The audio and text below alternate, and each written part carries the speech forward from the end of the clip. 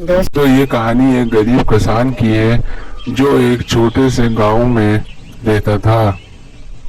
इसका छोटा सा घर था झोपड़ी की तरह और इसके अंदर इसके 2 बच्चे और बीवी रहती थी। दोस्तों एक दिन गांव में बहुत बड़ा तूफान आता है और इसकी सारी जमीन खराब हो जाती है। इसकी जमीन खराब होने के बायस इनके पास खाने पीने के लिए कुछ नहीं होता। दोस्तों ये किसान जिसका नाम रोहान होता है, ये बहुत परेशान होता है और दूसरे गांव जाता है कोई काम ढूंढने के लिए जिससे ये अपने बच्चों का पेट पाल सके। लेकिन दोस्तों वहां पर भी इसे कोई काम नहीं मिलता और फिर जब ये घर वापस आता है तो इसकी बीवी ज़ैनब इसे कहती है कि आज तो खाने में कुछ नहीं है, तुम कुछ कमा कर लाए हो क्या। रोहान दुखी और शर्मिंदा होकर कहता है मुझे काम नहीं मिला और पैसे भी नहीं है। इस पर उसकी बीवी ज़ैनब कहती है कोई बात नहीं, अल्लाह पाक ने हमें पेट भर कर खाकर सुलाने का वादा किया है, वो हमें कहीं ना कहीं से रिस्क जरूर देगा। इतनी देर में उसका बेटा छोटा होता है जिसका नाम अली होता है, वो रोने लगता है।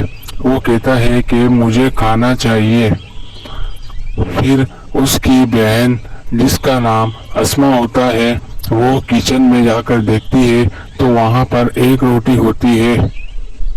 वो एक रोटी लेकर आती है और अपने भाई को देती है। उसका भाई सोचता है कि मैं एक रोटी खाऊं और ये 3 भूखे रहें। फिर अली उस रोटी के 4 टुकड़े करके चारों में बांट देता है। ये सब कहानी देखकर उसके वालिद के आंसू आने लग जाते हैं कि मैं अपने बच्चों के लिए कुछ नहीं कर सकता।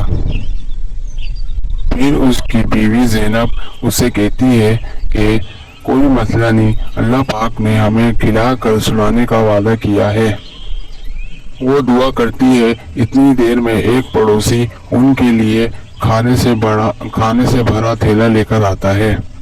उसमें लजीज और अच्छे पकवान होते हैं। वो सारे बैठकर खाना खाते हैं। बच्चे भी खुश हो जाते हैं और रोहान और ज़ैनब भी अल्लाह पाक का बहुत बहुत शुक्रिया अदा करते हैं।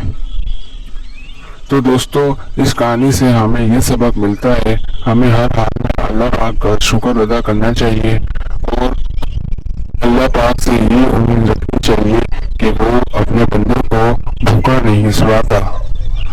आई होप कि आपको हमारी ये स्टोरी पसंद आई होगी। इसी तरह की स्टोरी देखने के लिए हमारे चैनल को सब्सक्राइब कीजिए।